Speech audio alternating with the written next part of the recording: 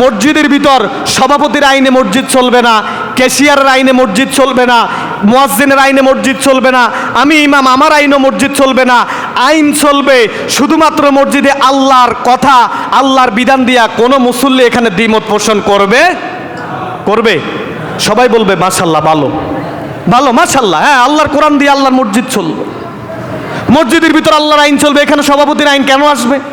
এখানে ক্যাশিয়ারের আইন কেন আসবে? এখানে মুয়াজ্জিনের আইন কেন আসবে? এখানে আমি সমাজের টাকাওয়ালা আমার আইন কেন আসবে? এখানের খতিব আমি আমার আইন কেন আসবে? সবাই একমত, সবাই একমত, এখানে কেউ দ্বিমত করে না।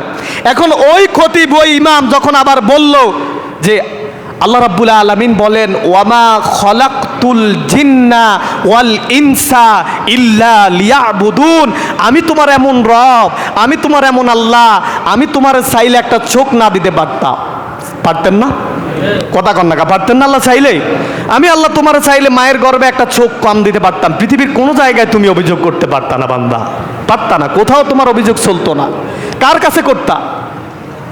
আমি আল্লাহ চাইলে তোমার একটা কান না দিতে পারতাম, পৃথিবীর কোনো জায়গায় তুমি অভিযোগ করতে পারতা না আল্লাহ বুঝি আমার প্রতি বেবিচার অন্যায় করলো, আল্লাহ বুঝি আমাকে একটা কান দেয় না, এই অভিযোগ কেউ করতে পারতো না। আমি আল্লাহ তোমার চাইলে তোমার মায়ের গর্ভের ভিতর একটা পা না দিতে পারতাম, পৃথিবীর কোনো মানুষ, কোনো নেতা, কোনো ইমাম, কোনো খতিবের কাছে অভিযোগ করতে পারতা না।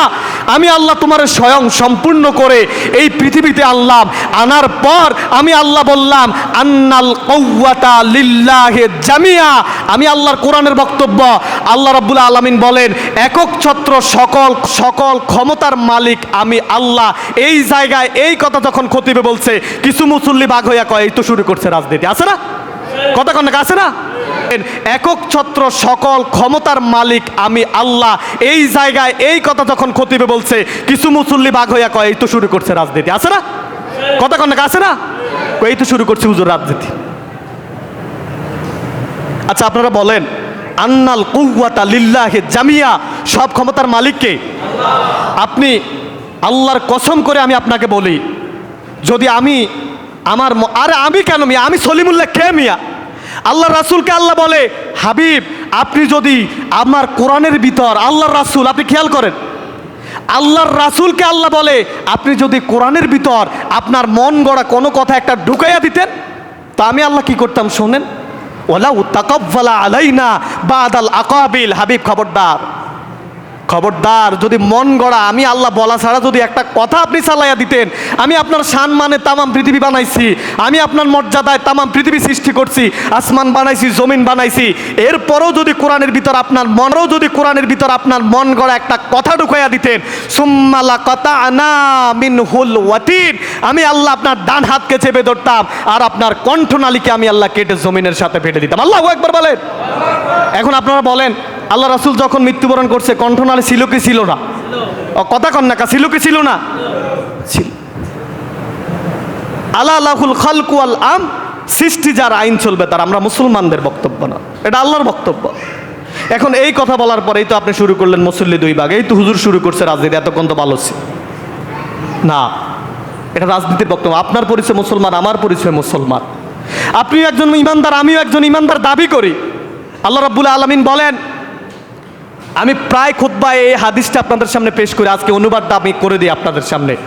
বিশ্বনবী বলেন কুল্লু উম্মতি ইয়াদখুলুনাল জান্নাহ, আমার প্রত্যেকটা উম্মত জান্নাতি। সুবহানাল্লাহ বলবেন না? আমার প্রত্যেকটা উম্মত কি? সবাই জবান খুলে বলেন আমার প্রত্যেকটা উম্মত কি? জান্নাতি। এখন এই জায়গায় যদি রাসূল শেষ দিয়ে দিতেন, এই জায়গায় যদি রাসূল হাদিসটা শেষ দিয়ে দিতেন, আমাদের কারো চিন্তা নাই, আমরা সবাই জান্নাতি, মরার সাথে সাথেই তো জান্নাত। এরপর রাসূলুল্লাহ সাল্লাল্লাহু আলাইহি ওয়াসাল্লাম বললেন ইল্লামান আবা, তবে তারা ছাড়া। প্রথমে বলছে প্রত্যেকটা উম্মত জান্নাতি, এরপরে বলছে ইল্লামান আবা, কথার দিকে খেয়াল করেন, এরপরে বলছে ইল্লামান আবা, আবা ছাড়া, এরা ছাড়া।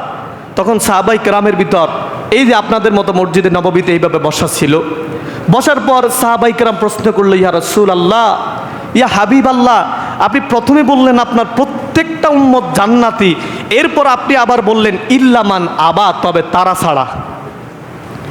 এরপর সাহাবাই কেরাম আবার পাল্টা জব প্রশ্ন করলেন কি লামান আবা, ইয়া রাসূলুল্লাহ আবা কারা, আবা কারা, আবা কারা, আপনি কাদেরকে উদ্দেশ্য করে এই কথাটা বললেন?